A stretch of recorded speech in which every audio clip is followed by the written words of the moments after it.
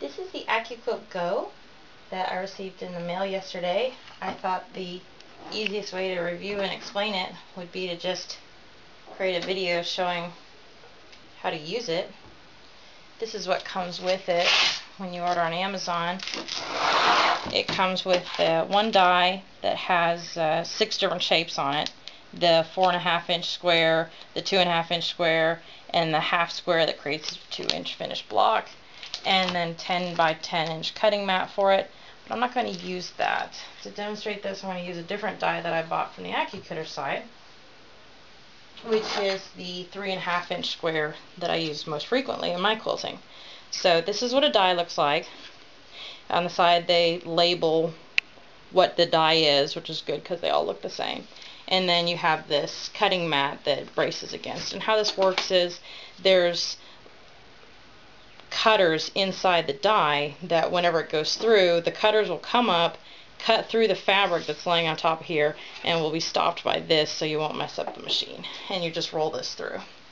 So what I have here is just a piece of fabric that's your usual 44-inch from edge to edge that I got at a fabric supply store.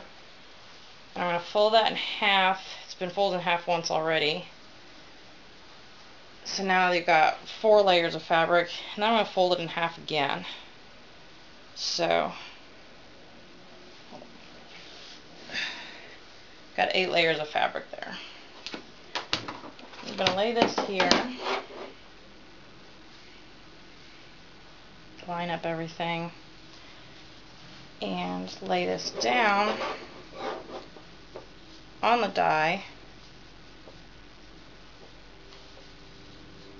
So just over there, lay everything down flat, lay them out on top.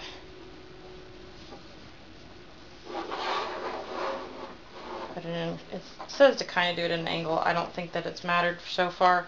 And about 8 layers is the thickest that supposedly it can handle.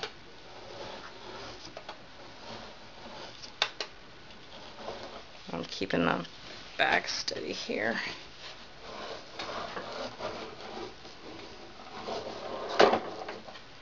So remove that, pull the fabric back off, and so now I have perfectly 3-inch cut squares. And just for comparison, this is what I was using before with my rotary blade. It's an Omni Grip measuring tool that's 3.5 inches square, and as you can see, that is pretty darn close.